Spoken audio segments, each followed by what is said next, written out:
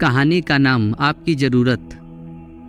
एक व्यक्ति था, उसके गुरु एक सन्यासी थे।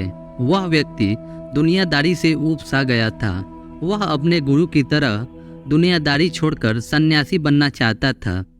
उसने अपने परिवार को यह बात बताई तो सभी ने मना कर दिया, यह कहते हुए कि हम आपसे बहुत प्यार करते हैं। फिर उसने अपने गुरु को यह बात बताई, परंतु साथ ही यह भी कहा कि उसका घर परिवार, बच्चे और पत्नी उसे संन्यास लेने नहीं दे रहे हैं, क्योंकि वह मुझसे बेहद ही प्यार करते हैं। गुरु ने कहा, यह किसी सूरत में प्यार नहीं है।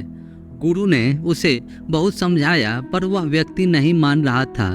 फिर गुरु ने कहा, अच्छा ठीक है। गुरुजी उस व्यक्ति को मठ में ले गए।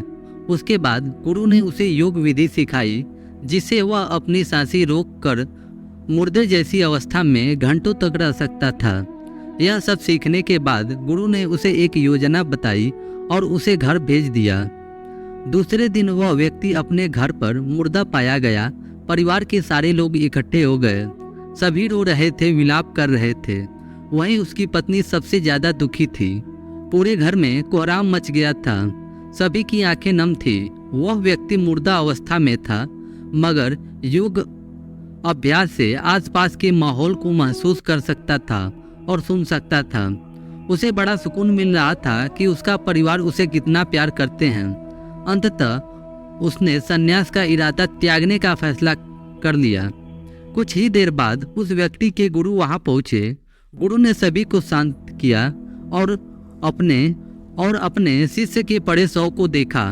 कुछ देर शव को देखने के बाद उसके परिवार वालों को कहा कि इस शव में जान फूंका जा सकता है। इस व्यक्ति को मैं अपनी विद्या से जिंदा कर सकता हूँ। यह बात सुनकर घर के सभी लोग बहुत खुश हो गए।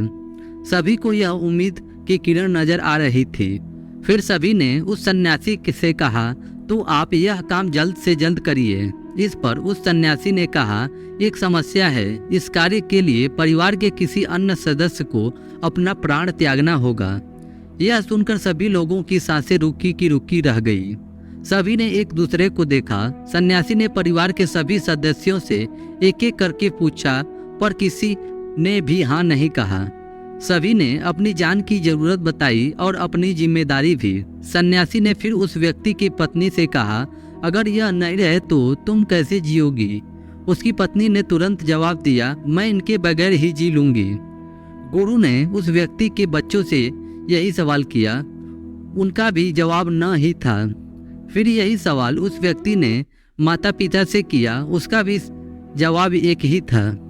इसके बाद गुरु उस व्यक्ति के शव के पास गए और बोले, व्यक्ति तुम उठ खड़े हो जाओ। वह व्यक्ति उठकर बैठ गया। फिर उसके गुरु वहां से जाने लगे। उसने अपने गुरु को रोका और गुरु से कहा, मैं भी आपके साथ चलता हूँ। अब उस व्यक्ति को समझ में आ गया था कि उसकी जरूरत उसके घर में कितना है। अब वह एक पल भी अपने घर में रहना नहीं चाहता था। इस कहानी से हमें यह सीख मिलती है कि आपके होने न होने से किसी पर ज़्यादा कुछ असर नहीं पड़ता है।